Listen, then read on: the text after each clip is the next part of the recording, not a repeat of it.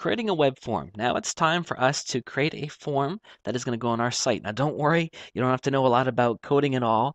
Aweber is going to take all that guesswork out of the equation for us. So I'm here on my account. I'm going to go ahead and click on web form. And you'll see some options come up. The first thing we want to do, of course, is create a web form.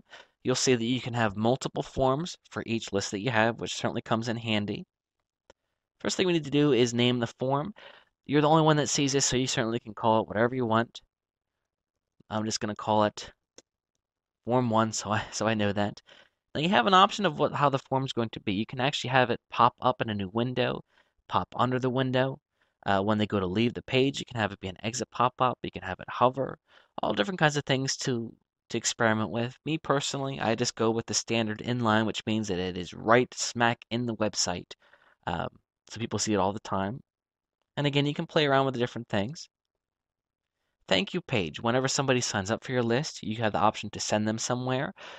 One thing that I've had a lot of success is by offering someone something for free. If you sign up for my list, I will give you this free book that will help you learn how to train a dog. And once they give me their email, I send them to the page where they can download the book. So it's immediate gratification. I can even say that, right after you give me your email address, I'm going to give you the book, and that's going to raise your response rate. You'll see that. Of course, if you just leave this go, it's going to take them to the standard Aweber page, and you can do that too, whether or not it opens in a new window. Forward variables. Essentially, this is something that's beyond the scope of this video series, but if you really get into this stuff, you can actually pass on variables that people will fill in, and it gets sent forward to you, which you could even do more with.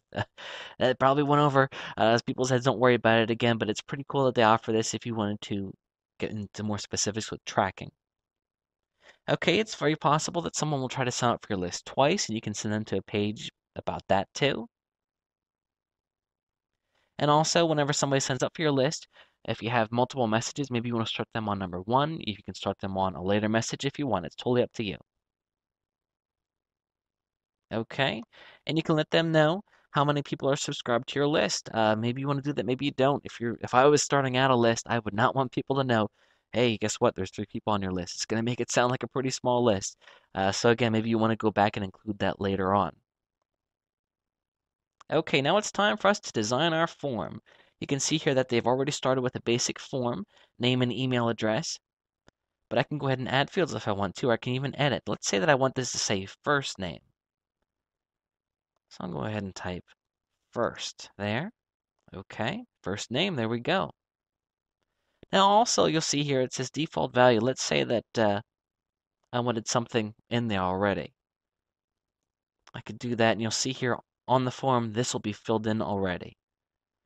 Now, would there be a reason to do that? Depending on your form, maybe. Certainly not in a first name example. Say I wanted to add a new field. Again, I can have it be whatever I want. Let's say I wanted it to be phone number. Now, I'll tell you, most people aren't going to be comfortable, filling in their phone number. But just to show you, for example, I'm going to add it over here. And then I can also drag it. Let's say I wanted that to be first. Or get rid of it because it's not necessary. You can even change this submit button to say something else. One thing that I've found is it helps if you really spell everything out. So click here to submit. Go ahead and save that. Okay, and there you go. You can have a footer also. Okay, so there's our form. Essentially what we'll do next is get the code and put it on our website. Don't worry, that's also pretty easy.